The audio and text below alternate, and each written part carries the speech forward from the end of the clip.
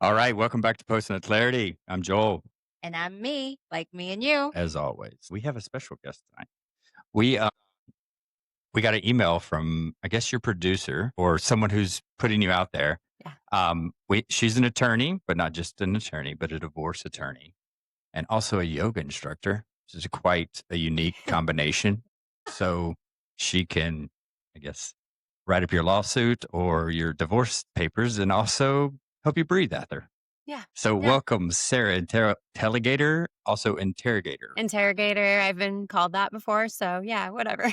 Well, I guess she is an interrogator. I I am. mean, she's probably Yeah. done quite a few. What do they call those? Cross examinations. Yeah. I've been part of what are they? They bring you in a room, they have a camera, depositions. Yeah. Those Mhm. suck. Yeah. Yeah. They Are do. you one of the bad ones? No, I don't like to think of myself as one of the bad ones. I mean, I guess it depends which side of the table you're on. Oh, yeah. Depends on That's who true. she's defending. That's true. The other party's gonna think that she's the bad one. I Yeah. can see that. Yeah. So, Sarah, can you tell us a little bit about your book? She's also written a book, Yes. right? And a writer. Is this Yeah. your first or second book? It's my first book. Yeah. So, okay. Let me dive in. So, Yeah. I'm obviously a divorce attorney, and my book is called Live, Laugh, Find True Love. And it's basically a divorce attorney's step by step guide to finding a meaningful relationship. So, totally contradictory. Why would I want to sabotage my career? The book is so bad for business, right?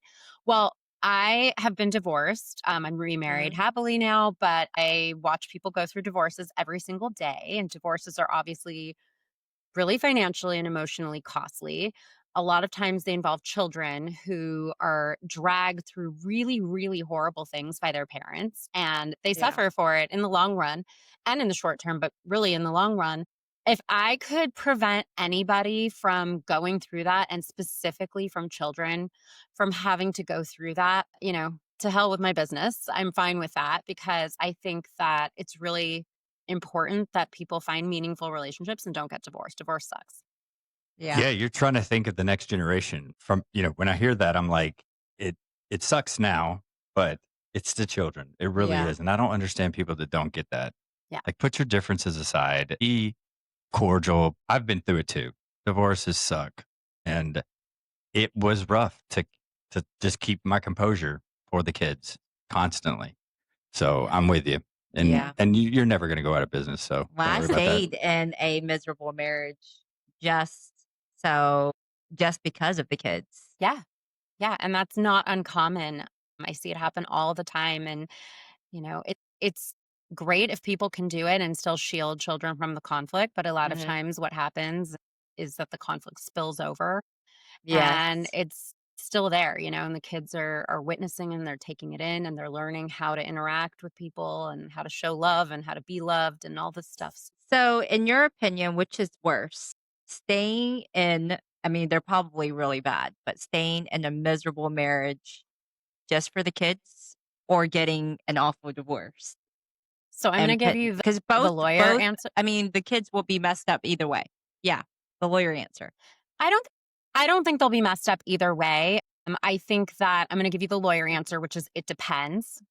And I think it really depends on the circumstances. So there are studies out there, there's lots of research out there that shows that children who live in two separate households, their parents are divorced and the parents amicably co-parent and they get along well, those children thrive and they do really well. But there are also studies out Mhm. there that show that children whose parents are constantly fighting or children whose parents go through a really acrimonious, bitter divorce and they drag their children through the mud, that those children have higher rates of depression, anxiety, suicidal ideations, and even rates of suicide, higher rates of promiscuity and teen pregnancy, like all these things.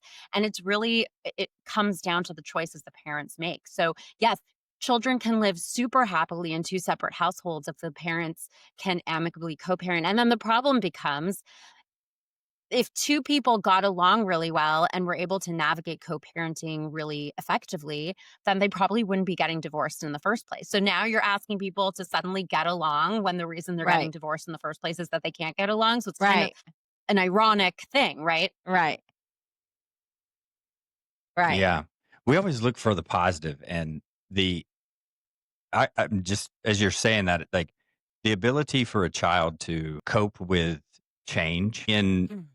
it's almost like forced onto them change, but I think it's a positive. And if you can take that away, they're able to see how it is to live in different environments, and they can take that into their Yeah. adulthood as a positive to say, I'm a chameleon. I can work in this world because if once you're in the world, it's up to you to survive. Yeah. And I don't know. I kind of take that positive away that putting them through some things at a young age can mold and create like a nice little I don't know personality for them that they can cope with things better as adults. Do you see that Yeah.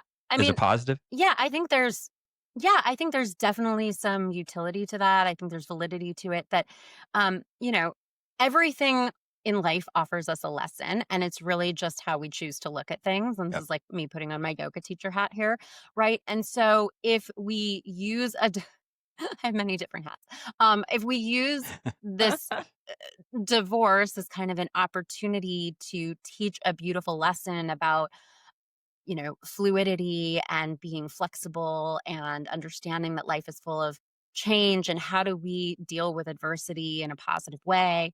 You know, there are lessons to that certainly that create amazing strength in life, but also we are what who our children model their behavior after. And so if they see Yes. us, I love that. if they see us completely, falling apart and going to like a very base place, Mhm. then they're going to interpret that very differently, Yeah. Yes, I agree with you. I I mean, my agree. ex and I get along, or I get along great with my ex. Both actually been married twice, and I get along with both of my exes, and I did it for the kids. Yeah, it's great. I just wanted to make sure that they see that I don't talk nasty or ill things about their dad. Yeah, And because I don't want them to grow up thinking their dad was a bad person. I want them to know that their dad was a good person yeah. and is a good person, even though it wasn't like that. But I wanted them to think that. Well, I mean, And I hear. even now, as adults, you know, I still talk great about them. Yeah, that's great. Yeah, I mean, I hear a lot of family law judges say this. Like, this is something they often say to family law litigants: is they say your child is half you and half the other parent. And Hmm. so, if you're talking poorly about the other parent, the child thinks, well, half of me is the other parent, so half of me must be bad. So, Yes. there's Hmm. a lot of damage that can be done through that, and Yeah. it's hard sometimes to rise above it and to kind of put your differences aside, but it's really ultimately it boils down to, do you love your child more, or do you hate the other person more? What's more important? Absolutely. Yeah. That is a great question to answer. It is. Yes. All right. Let's do a fun fact real quick. We do this fun fact Okay, segment. let's do All it. right. So humans lie once every 8 minutes in casual conversations. So in a relationship, the most common lie is I'm fine. So would that be translation is I'm fine, but I'm about to subpoena you. So we how does the legal system like even compensate for lies, which we've all dealt with or other people lying, completely lying for Mhm. with no validity to it, without evidence, and the divorce proceedings is kind of I don't know, it's up in the air with that lot of that. I Yeah. got drugged through so many lies, and that it just how do you do that if you get a client and you know they're lying or you feel like they're lying? Okay. So there are two separate questions in there, right? Yeah. About how does the system deal with lying, and how do I deal with a client who I think might be lying? So I'll answer the first one, which is, how does the system sort of deal with it? And every state has its own separate family laws, right? And its own family code. So I think that every state handles it probably somewhat differently. But I know that in California, where I am, although things are signed under penalty of perjury, ultimately family law is one of those things where you get kind of two totally different stories about the exact same thing. And the truth probably falls somewhere in the middle of the two. Maybe somebody's a little bit more credible than the other. And that's ultimately a decision that the judge has to make. But family laws it seems like it's one of those animals where people sort of can get Yeah. away with lying more than, like, let's say on the stand in a criminal law case. But, if you're being cross-examined and you're caught in a lie, like, you're caught, right? You're busted, and that will speak to your credibility, and ultimately the judge is going to be like, oh, well, that person's not credible, so I'm going to side with the other. So judges do Yeah. have to make a call on who's more believable in cases. And I think there's always a clear winner, when you're an outsider standing on the outside, and kind of looking in versus the people who are actually in it. And maybe to some extent, people believe things because they view them from their own perspective and kind of through the prism of their own lens. Right. And how do I deal with a client who I think might be lying? It's a great question. Well, ethically, it depends on the type of lie, but if it's a lie, I'm supposed to ethically advise them to tell the truth. And if I feel like they can't tell the truth, then I need to withdraw from the representation. Ah. I actually had well, yeah. And then if I find out after the fact, I'm supposed to, like, there are rules all around it. But I think for the most part, my clients are truthful with me, but it's their truth. So it Yeah. might Right. it's not like they're actively lying to me and telling me something that isn't true. I've had it happen one time where a client actively lied to me about something really material. And after the fact, he told me, he was like, I totally lied. That wasn't true. I fudged documents. I did. And I was like, Wow. oh my God. No. Yeah. So that kind of left a sour, Yeah, sour because you taste in can't my mouth. remove the human aspect. Like you're a human being that I'm a doesn't want to be human. lied Yeah. to, and your emotions.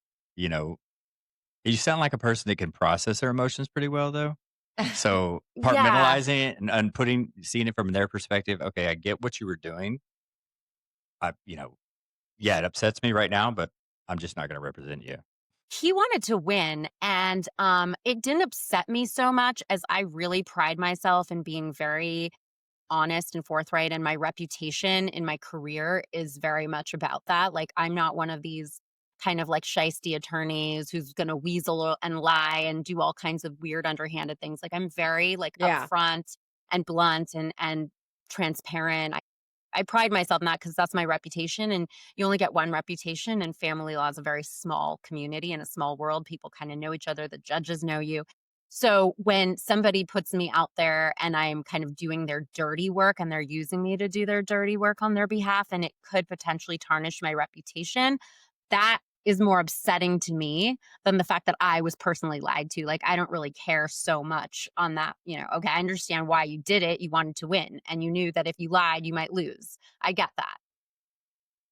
Yeah, Right. So yeah, for us, I guess we can go back to the fun fact of the day where in relationship, I've done it actually if my ex actually asked me, how are you doing? And I'm like, I'm fine when everything is not fine. Mhm. I mean, how do people handle that? I mean, what do we do in I mean, is that part of communication, lacking communication, or the relationship's falling apart and you're like, I'm fine? Or are we just trying to not talk about it because we know that there's going to be an argument started or whatever it is? What are your thoughts on that? When we as women, we say it a lot when Yeah. our yeah. guy asks Women tend to us, say it more than Yeah. men. our guy asks us, what's wrong? I'm fine. How Mhm. are you doing? I'm fine. When it's not fine, Yeah.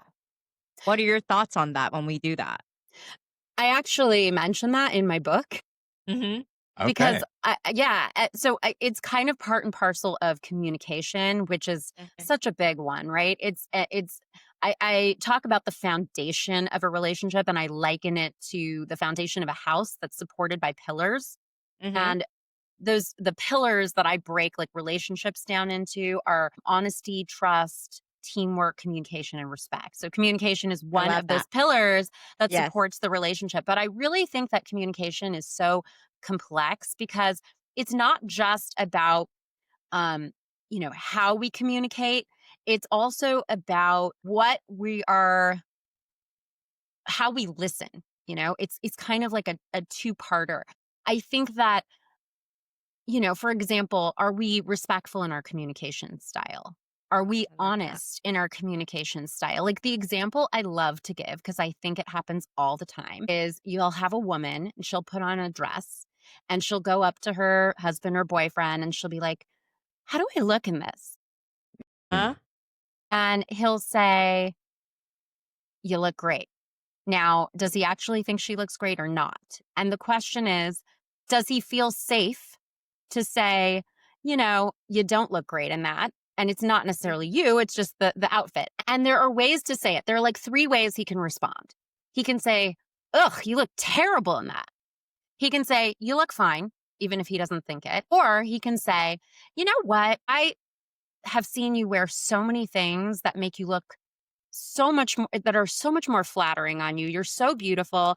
That it's not flattering on you. And, I just, I don't think it looks that great on you."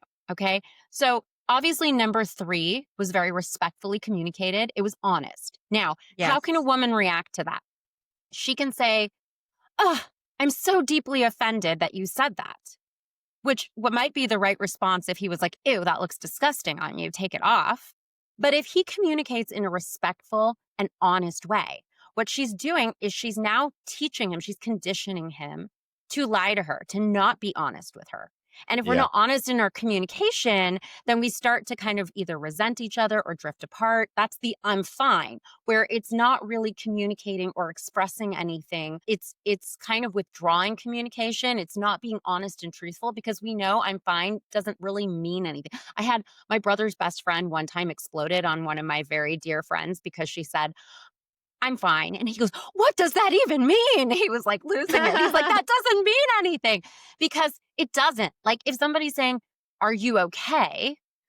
So either we've conditioned that person to say "I'm fine," because every time we want to communicate in an honest and respectful way, we get Yes. a backlash. So we're then conditioned to just say "I'm fine" and not deal with it and kind of retreat. Or we say "I'm fine" because we aren't communicating effectively and we expect the other person to just know. And that's Mm-hmm. not fair to the other person.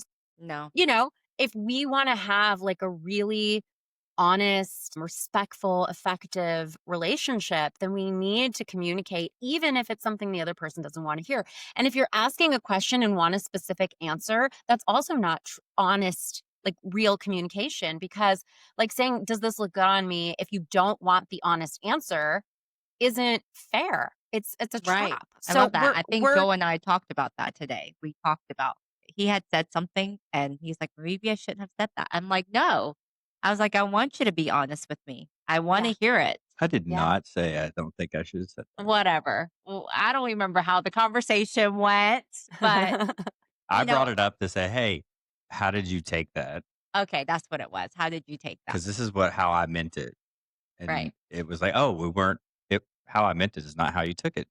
Right. So Okay, we Mhm. did that makes communicate that sense. part, but I never want to be in a relationship where I'm scared to voice my opinion or my thoughts in a relationship because I Yeah, used to be like that in a relationship. Now I'm not talking about scared like they're going to beat me scared, but scared of their reaction of yeah, if I'm being honest with them. And I want to be able to say, "Oh no, that doesn't look good on you." Like yeah, not in a bad way, but like I like that shirt better, or I yeah, like those shoes better, or I like your hair longer, Well, or we're whatever like it is. men are like puppy dogs, right? So you have 2 forms of training. You can slap them when they do something you don't like, right? You're punish them, or you can treat them when they do the right thing. And I'll tell you, me, you do this really well. You say things like, "Oh, I love the color blue on you. It looks so good." Or you do it to other people. Hmm. You're using what we call the mirror effect. You're showing them how to treat you by Right. how you present yourself or Yeah. what you say to them in All right. communication. "Oh, I love it when you wear blue." Okay, that means you want me to wear more blue. So when I put blue on, I get the same kudos. "Oh, you look so nice yeah. in blue." So there's a training I mechanism do. there. I do that for And a lot of so people. men are easy.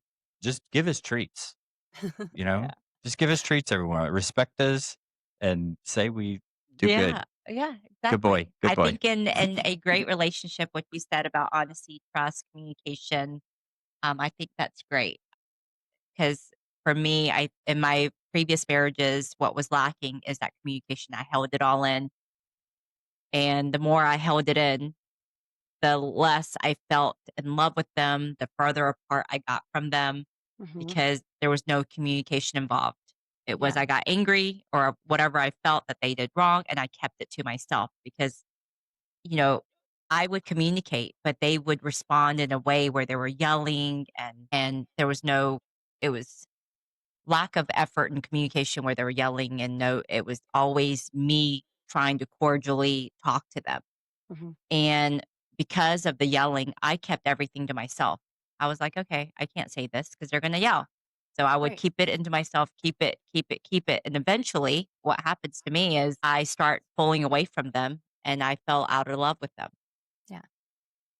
Well, you were conditioned, you were negatively Mhm, conditioned to communicate. And the thing is that if you are in a relationship where you feel you cannot communicate, not mhm, because you have some issues and your go-to response is I'm fine because you don't want to share your feelings or really, have conversation, but if the other person makes you feel like you can't communicate every time you try and they shut it down to the point where you have to retreat or you just say like forget about it, I'm not going to do this. mhm. Like why would I even try anymore? That's not the right relationship.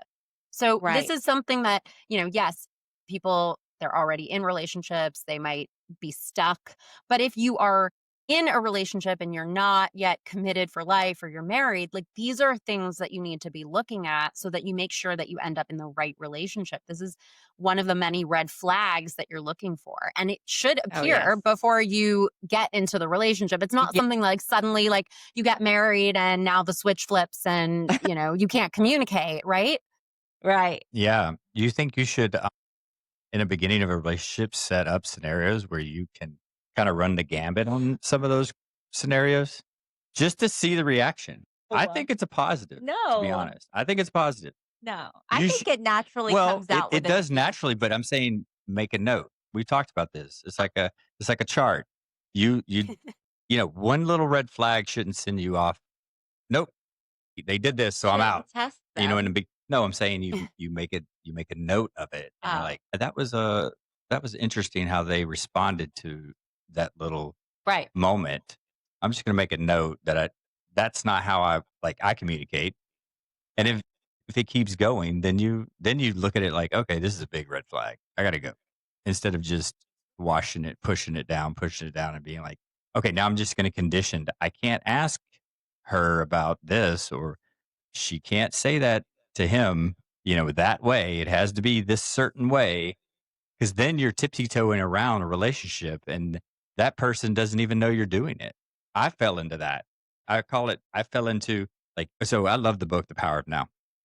I can see You that. probably, yes, It's on your shelf right behind you. I did. I fell deep into it, but I took it probably to the extreme. I didn't have the balance in it. So I thought I was being happy, but the balance was I just accepted everything. Because, the 3 things you can do. I don't know if you've ever read it. Yeah. You Yeah. get just situations. I just accept it. I tried to change it. I go back to accept it. And then I just started accepting everything. And they didn't Hmm. even know what I was accepting Hmm. because I didn't tell them what I was accepting Hmm. until it just all came out. So that was a negative aspect of that. My I guess journey of trying mhm. to keep the peace. Hmm. I was all over the place there, but That's okay. I remember your Okay. original point, so I'm happy to address it if you'd like. We were yeah. talking about what you were talking about is that something that you should be doing, like testing, essentially testing the Yeah. communication and things like that. And I think, okay, so in my book, I talk about this. I think that dating should be treated as a job interview, not sterile, not walking in with a clipboard. It shouldn't be devoid of flirtation. It should be, there should be chemistry, all of these things. But you need to come in looking for certain things and you need to kind of actively be looking for them while you're having conversation. You're looking at body language, you're listening to what people say, you're accepting what Mhm, they say at face value and not reading into it or interpreting or giving it some meaning. And so I think that, you know, to actively throw things out there like, you know, I don't know what to like try to test somebody might not necessarily be I mean, it might come off as like too strong or it might be too much. But I think if something organically comes up, I think, the other thing is that people, when they date, they try to put on their best Yes. selves. And that's not necessarily indicative of reality. So we get this idealized picture of who someone is when they're trying to be the best version of themselves. We don't actually get a glimpse into who they really are until they start to feel comfortable and they start to let their guard down. I'm a big believer, you just charge, you just go in you, like Yeah. totally authentically you. And if they don't like that, and I think that if you are being authentically you, then you will communicate more organically and naturally and more true to who you are, as opposed to like trying to present some idealized version of yourself. And if they don't receive that and they're not open to your style of communication and they're not engaging in a conversation in a way that is effective for you, next. Yeah, I love I that. agree. I agree I agree with 100%. that. I like to do this after, you note a communication style or, Mhm. "Oh, wow, you thought I said that? No, actually, the words were this. Oh, wow. Okay, I call it okay, I have stages of conflict. So you have misunderstanding, and that's the easiest one to fix. You start there. You do a progression before fighting is the last. Mhm. Verbal fighting. So you have misunderstanding or misunderstanding, miscommunication, disagreement, have agree to disagree where you just were not going to agree on it. And that's okay. You just accept it. Yeah. And then you have the fight where Mhm. people go at each other. And so you never should get to the fight. You should always start with, hey, when you said this, I just want to make sure I took it the way you, you said it. Can you repeat that to me? Like, what did you mean by that? And Mhm. then let them say it. 9 times out of 10, you're probably like, okay, I can see it from your perspective. If you're in that mind space where you're like Mhm. actively trying to listen and put yourself in their shoes and see it from their point of view, it could be squashed at that point. Or, my God, I thought you said, something totally different. Like the words weren't even the same. Mhm. I misheard you completely. And then you laugh about it. So I like that progression. Don't go to the fight. People do that all the time though. And you probably seen it so much. It's like you could just this is just a misunderstanding that escalated way out of proportion. I think people pick fights when they're already really resentful of one another. I don't think in general that people just go to the fight right off the bat unless they're just completely mismatched and not communicating in a mature way whatsoever. I mean, I think the fight comes with like little snippy comments and things like that that are very passive Yes. aggressive. And Hmm. ultimately that builds and that turns into a fight or, something that doesn't get resolved, like something that is an issue that isn't addressed and there's no communication about it and people kind of hold it inside. And at one point, it boils over and it turns into a fight. But listen, we're all human. There have been times where I snapped at my husband or he snapped at me, and that's fine. Like, it's not a good thing to do. It's not something that either one of us wants to do, but we do it.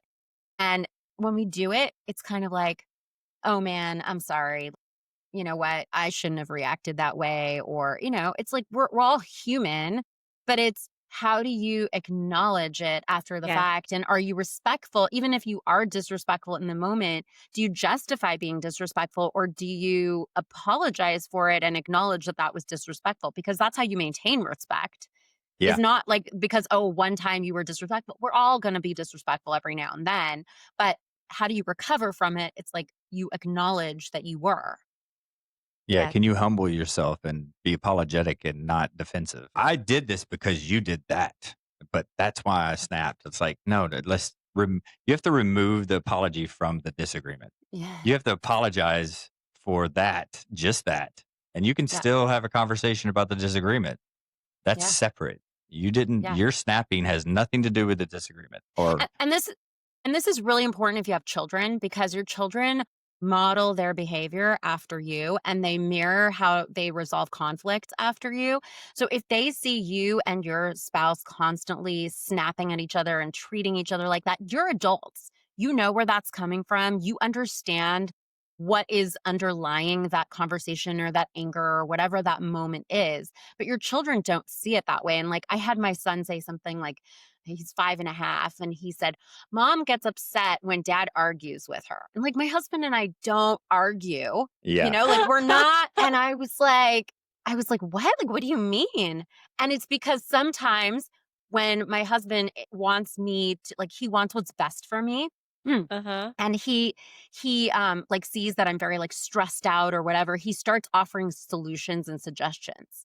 And I Oh. I don't find those solutions or suggestions helpful, and like, I know he's just trying to help, and I appreciate that, and I tell him that, but sometimes he just keeps going with it, and I get Uh-huh. frustrated, so I'm like, "You're just stressing me out more," and so he and I understand this dynamic, and he Yes. understands that ultimately I really actually appreciate so much that he's trying to help, and I know he feels so helpless, and he just wants to help me and make things better for me, so he's trying to offer solutions. My son sees it as just two adults going at Yeah. it, Yeah. and he doesn't get it, and so I have to explain to him, like, "No, dad and I, like, we're not mad at each other, like, we don't argue, like, dad's actually trying to help me and offer a solution, which is so nice and thoughtful," I have to, like, Yes.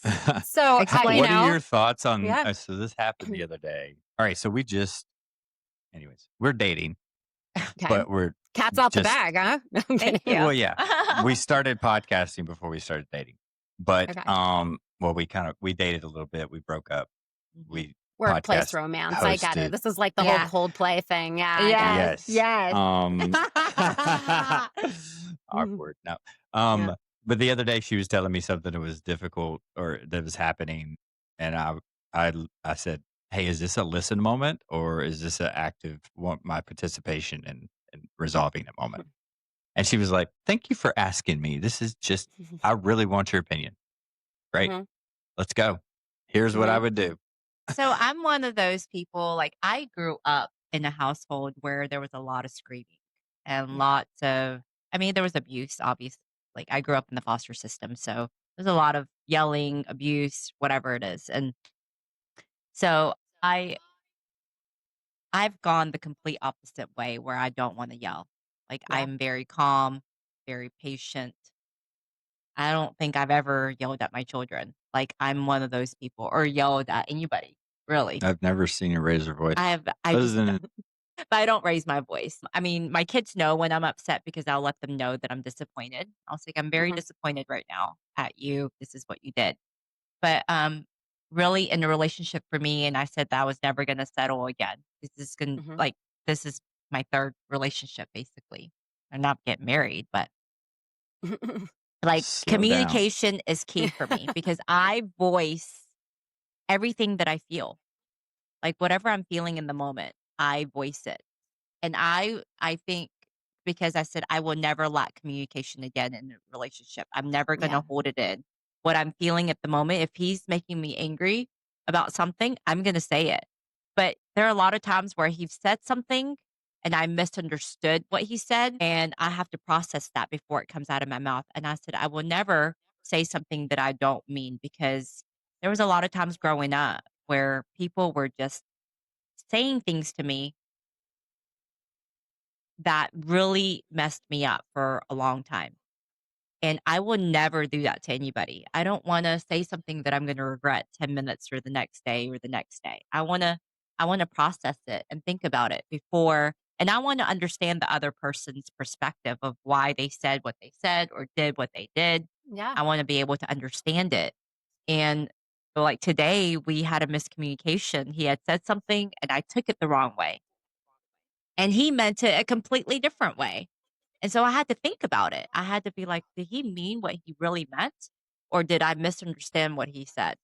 So when I got home, I talked to him about it. And it was a huge misunderstanding. I took it as a completely different way than he meant it. So communication in a relationship is so important because I could have just blown up on him and said, I can't believe you called me Yeah. that type of thing. So I'm definitely I'm gonna read it. Is your book on Spotify? Can I listen to it? Because Um, I travel I a lot for work, yeah. and so what I do when I travel and drive 5 hours to work, I like to put on a book Yeah. or a podcast and listen. I'm one of those people that I have to, like, learn about things every single day, so I'd love to read your book. Yeah.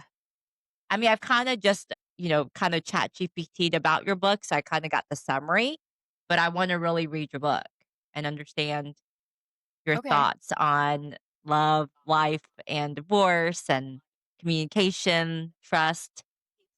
So if it's on Spotify, I'd love to listen Yeah. to it. Thank you. I'm not sure if it's on Spotify. It might be, but I know that it's available on audiobook on Amazon. So I'm not Okay, sure about perfect. Spotify though. Okay, so I want to play a little game with you and just kind of answer. It's like if that, if this, if that, and you kind of just answer it for me. Like my first question is, if Sure. your spouse cheats once or twice, but begs for forgiveness, then what? What do you do? Do you stay? Here's my lawyer answer. It depends. Well, my personal answer is Personal answer. Yeah, let's go personal with Personal. these. Don't go lawyer You don't have to answer. go lawyer. Personal answer. hell no. Okay. No, not at all. Okay. Because obviously I did. I stayed. I stayed and then it just kept on happening. And then he apologized over and over and over and never do it Hmm. again. And then, Well, you yeah. ultimately didn't stay. I mean, I You stayed for a finally little longer. left. I finally left. But, you know, Well, if he so a could get lot of away with it women, and apologize, yeah, then why not? right. A lot of women, I actually know quite a few women that their spouses have cheated and they're staying in the marriage. Why do you think they stay in the marriage? There's so many reasons. It's so complicated. I mean, for some women who are financially dependent on their Yes. spouse, they might feel like they don't have any alternative or it's too scary to make the move. Hmm. Um, for a lot of women, they might it could have something to do with their upbringing and their relationship with their mom or their dad and like codependency issues or, who knows. And so they might have abandonment issues and this person could be horrible and treat them horribly, but they know that this person will never leave them even if they are out cheating, like they're still there and they're in it, and then there are those guys who are really good, like they're narcissists and they're really really convincing that like this is it. She didn't mean anything to me. This is a one time thing. Like we can work on it. I love you so much. Showers her with gifts and whatever and talks her into it, but she might want to believe it too, like, it's like convincing because she wants to believe it because she knows if she doesn't she has to make the really difficult and scary move. I think fear underlies so much of it. Yes, that is the Yeah. truth. It's the fear of what would And then happen. external judgment. I think a lot of people deal with that too. Like, how is this going to look to everyone that I wasn't chosen, I Hmm. wasn't enough, that they left? So that's self inflicted. And I think a lot of people have Yeah. issues with their own self worth. And they're like, no, no, no, I don't want anyone to know about this. I don't want the family to know. I don't Mhm. want our kids to know. I don't want my friends to know that I was cheated on because that means I'm lacking in something. But that's your own self doubt that you're not worthy of Yeah, it's that commitment. it's never yeah, it's Yeah. never the person who gets cheated on. It's never their fault. It's Yep. I mean, it's very complex. But nothing justifies cheating. Like even if somebody's like withholding sex for years, right? That doesn't mean that you can just go out and cheat. It means you have to communicate about that. And if Yeah. that Yes. can't get Or increase your resolved, the masturbation. solution isn't to go cheat. Right. The solution isn't to go cheat, uh, unless the couple agrees that that's okay, because that's the Ah! solution. But Never ultimately, the works. solution is to no, I know it doesn't. I've represented those people, but I'm just saying like that's not the solution. So it's still, even if you were the one who was like, I'm just not in the mood ever. And like I haven't wanted Hmm. to be intimate with my partner for 3 years, Right. then again, the solution is Exactly. to address that and to resolve it some way. And if you can't, then maybe you need to leave the relationship or who knows. But cheating is not the solution. So Okay, it's not so you. another It's not your question. fault. This is a hard question, I think. Which is worse? Emotional cheating Mm, or a one night stand and you just had sex with them one time and it was done, but you had this emotional connection for 6 months? Which is worse? emotional cheating, But hands you down. just you don't have sex with them. You just have this communication, talking to them every day for 6 Mm-mm, months, mm-mm. and then or a one night stand. That's way more intimate to me, an emotional connection. Mm-hmm. Yes, I agree. I agree. I Both rather. suck. I know they both suck, but I'm just Yeah. saying I believe emotional cheating is Yeah. worse than a one night stand. Yeah. One means I mean, a one Wha- night stand is just like any port in a storm sort of thing. It's like basically like Yes. masturbation, but with another person. You know, it's like it's not okay. Don't get me wrong, but it's like there's nothing there. It's like okay, it's like watching porn. You know, it's like I'm not saying that's watching porn and having sex with someone and cheating on your partner are the same thing, but I'm just saying it's like that person doesn't mean anything. But I think the fact that somebody is stepping into the role that you Mhm. occupy in this person's life Yes.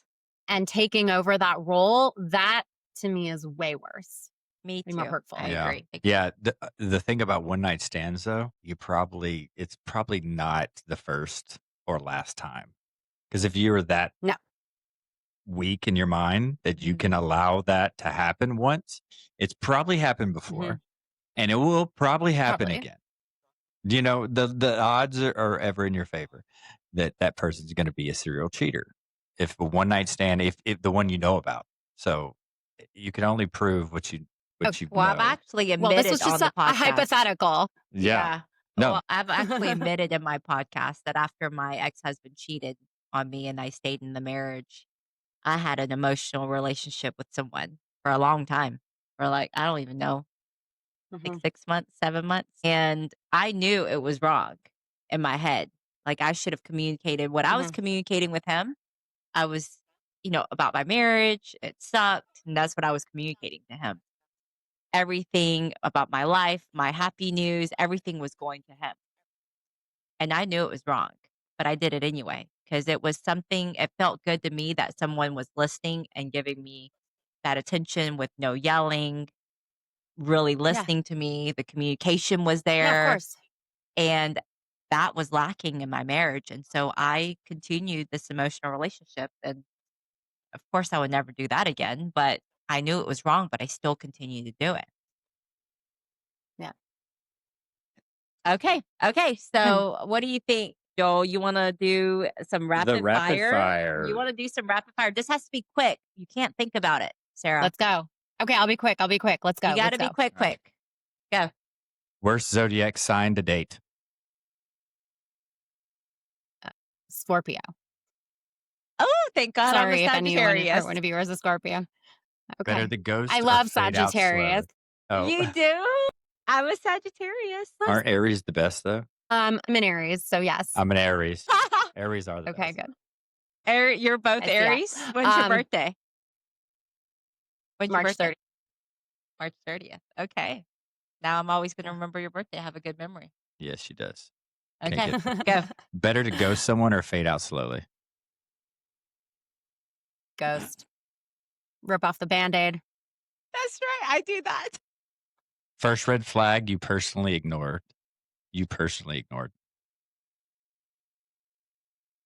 Wow. I have to really dig way back in the files. This is not a rapid fire moment, guys. Probably my ex-husband and I wanted to be single. I was very young. I was 17 when I met him, and Oh, wow. he kept pulling me back in. Mhm. And even though and part of it wasn't like an insecurity, like he knew he wasn't right for me, or that I wasn't, like, we weren't quite at the same level. But that was very powerful to me, Mhm. but I kind of knew that it wasn't necessarily right. So maybe that. Right. Yeah. Most overrated dating advice. Don't go to sleep mad. It's overrated. It's overrated? Wow. Okay. Yeah. I like that. I Yeah. like that. You can. mean- you should. You can go to sleep mad. I think it's better to sit on something and really contemplate it than forcing it when you're not ready to discuss it. If you need to, like, Oh, sit That's a good and, like, point. that is think a about very it good and, you know, point. It depends on when it happened. You're going to be If more it happened an effective. hour Point. before Yeah, I mean, sleep, if it happened in the morning and you went yeah, all day and you couldn't get to some type of conclusion in 12 hours, like, I don't know. I think there's a depends on time the limit. day. Just You know, test That's us. true. there's a saying, sleep on it, right? So, Yeah. I mean, I feel like, yeah, I'll have a sleep on it. I'll think about it. I don't know. It depends on what it is and what happened and what the day was like. I mean, I don't think you shouldn't talk at all, but if it's not resolved, you're not going to stay up till like 3 in the Yeah. morning just talking, and Well, there's a don't go to difference sleep mad. between You might being still be mad. mad. There's a difference between being mad and resolving something. You can take the madness Correct. down and it's not resolved. Just, hey, we're not agreeing on this, but I see your point. You see my point. We still are not 100% on the outcome, but you know what? I love you. I'm not Mhm. mad at you, but we're not done with this. That to me, that's how I Or would what play about it. Like, I- or what about I love you and I'm still very upset and we need to talk about it more, but I'm still really hurt or upset or mad. yeah, Yeah, that's that's a what good one. you're taking the anger out. That's all. Yeah, I like Okay. that answer. Love at first sight, real or ridiculous? Can people fall in love at Ridiculous. first sight? Yes. I agree. Yes. No, All right. it's infatuation. Yes, it is infatuation. Split the check on a date. Date one, yes or never? No, First date, never. never. Whoever No, asks, it's not a date. whoever asks. Nah, the man should pay. No, God No. no. I'm just The playing man devil's. should, I'm just should pay on reading the the. first I'm date. I'm reading the old thing. I fashioned Man like should agree. that. pay every single I time. agree. Y'all misunderstood me. Okay, I'm well, old just let you fashioned know. like that. Too. Me too. A toxic trait you seriously admire in someone.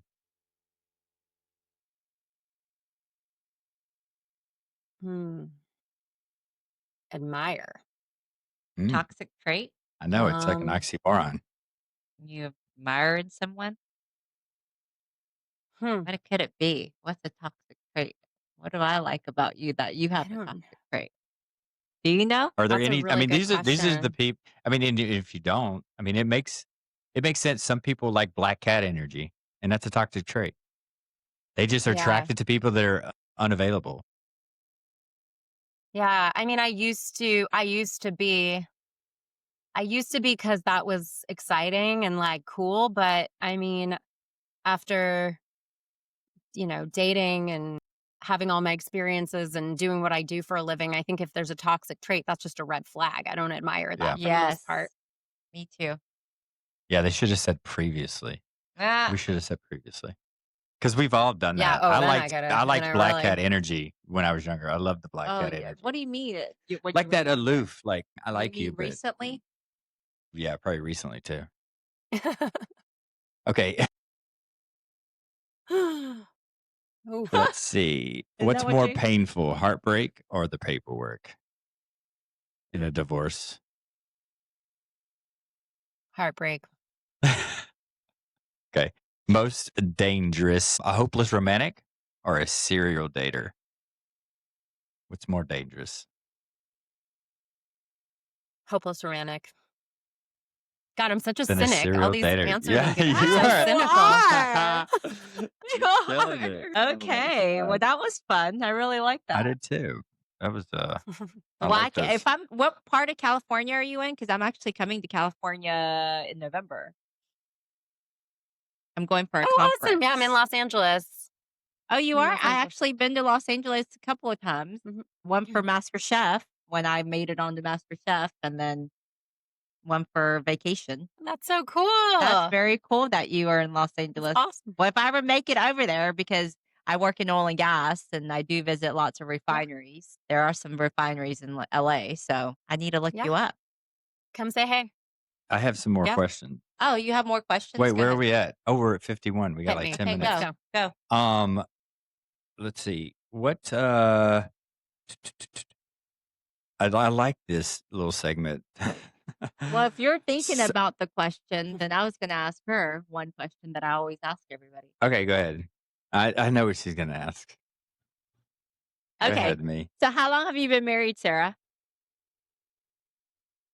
My current husband, 10 years. Yeah. 10 years? Wow, that's Okay. amazing. Okay. So, in a healthy relationship, this is what people always tell me. And maybe I'm wrong, maybe they're right, I don't know. But they said that people should have intimacy and sex, I don't know, like 3 times a week. So, how many times a week do you have sex? Is that Oh my something God, I that hope you my can mom answer? isn't listening. Oh my gosh, my Mom, mom listens please and she'll just be turn like, off the "I can't believe podcast. you said that." At 52 minutes, mom, You stop listening, know, a please. Mom, healthy probably stop amount. listening, okay? Mom, stop listening, Mom. This is Yes. TMI. Yes. A few times a week. Yeah, I don't know. There you Just go. depends. Few But times a week? here's We the have thing. this We debate have on a length of 5-year-old. time. You have a 5-year-old? Oh, okay. No, no, Well, we no. have a 5-year-old and a 17-month-old. And so, like, when the 5-year-old's fine. The 17-month-old, he wakes up really early. So a lot of times at night, we're just like we just got to get in bed so we can Yeah. maximize our sleep. And it's kind of like, and I think that it's not necessarily like a rut because we sort of had the same situation with our now 5-year-old. And then when he started sleeping, things kind of went back to normal. So I don't necessarily think it's kind of like, I think it's things fluctuate when you have children a little bit, but Oh, yeah. it's not like a lack of desire or trying. Yeah. We have 3, 8, 8, and 4. So, but I mean, and between us two. So, actually, me, you have way Yeah. more kids. Yeah, I do. You're the Brady Bunch. She has almost 20-year-old, 18, and And the 8. 8-year-old. Yeah. Run the Wow. gamut. Okay, so if you had to choose a So there you celebrity have it. divorce, okay, and you were representing one of the two, and you get to choose who you represent, J-Lo or Ben, Ben. Kim or Kanye? Which one? Kim. Kim? Yeah. Kim. Okay. Kim. Yeah. For Yeah. the Yeah. Yeah. Machine Kanye's Gun crazy. Kelly No, or thank you. Megan Fox? Wow. Neither. Ah, neither? Neither one? You have to pick one. Neither. No, I have to. I have to. Okay, probably Megan Fox. Probably Megan Fox. Yeah. Yeah, So they both seem a is little crazy. I don't know. you writing a book? What is your ultimate goal with it? Is it something you just felt like you needed to do to get what you felt out, or is this a path that you're going to continue to write more and more because you just feel like you have something to say? It's both. I wrote this book because I had when I sat down to write, I couldn't type fast enough. It poured out of my fingers. And I had so much that I wanted to share. And obviously, I don't get an opportunity to speak to people or get to people before they get to my office. The book is really the only avenue to get to people so that they go down a different road and don't take the road that leads to my office. But in promoting the book and, people, they always kind of, when I start talking about relationships, they kind of gather around me, and my husband always jokes around how, like, when you start talking about relationships, it's like, you have this Jesus effect. Like, people just gather and they want to hear the wisdom that you have to share. Yes. And it's like, not that I think I'm Jesus or anything, but it's Yeah. kind of like, he goes, it's kind of really cool because people really value what you're saying and they're really interested, and you can see the wheels turning. They're thinking about it in terms of their own relationships. And so yes, I'm going to keep writing because one question that I keep getting asked, okay, well, yeah, I get it. These are the things you need to do to find a meaningful relationship, but I'm already married. Is there anything I can do to save my marriage or save my Right. relationship? And I feel like, that's kind of the next book and the next avenue. And I'm going to kind of approach it a little bit differently so it's not so repetitious with the previous book. But I'm definitely, that's on the horizon. Stay tuned. Well, Well, we we're cannot excited. wait to listen to it, or I'm audio too. Um, I'm gonna have to read it. I love reading Yeah. stuff, let self-help everyone know books. where you can get it. Yeah. Hardback or Yes. soft cover or the audio. Okay, softcover and audio. I don't think there's a hardback. They're available on Amazon or wherever books are sold. You can also find me at my website, which is lafamilylawpractice.com. And there's a link to find the book on there. And the link is also on my Instagram, which is sarah.a.intelligator.esq. And I try to post a lot of helpful videos about dating and relationships and co-parenting and all things relationships and divorce, and I love really that. trying to help people navigate those things.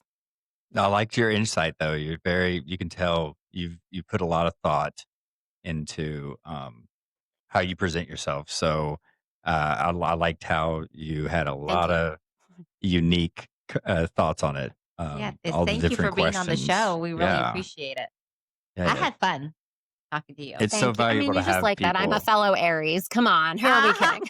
I'm the Aries. I'm Sagittarius. You She said you just like likes Sagittarius. Aries. I know. It's I what I just said. like Aries people. Yeah. Oh, okay. You Yeah. just like Yeah, Aries. yeah, yeah. So you're just attracted to us. But Yeah, no, it's of great course. to Yes, have that's right. people out there like you that are putting what they think out there Thank you. for people to consume. Well, I mean, it's just I think what's amazing is to be able to read the book and take her advice. I mean, just listening to her, learned a lot of things today. So I hope that when people listen to this podcast, that they learn things too. And like I've said before to Yeah, Joel, me too. the reason why I like doing the podcast is I've actually learned things while I'm doing the podcast and to learn from you. So I want to say thank you. Yeah, really appreciate it. Yeah. Well, thank you. I'm so happy. Yeah, thank you. I hope people listen and they learn something too. Yeah, Yes. All absolutely. right. Okay. All right. Till next Till time. next time, everyone. Bye, Sarah. Hey, Sarah, stay on for a second. Bye. Make sure.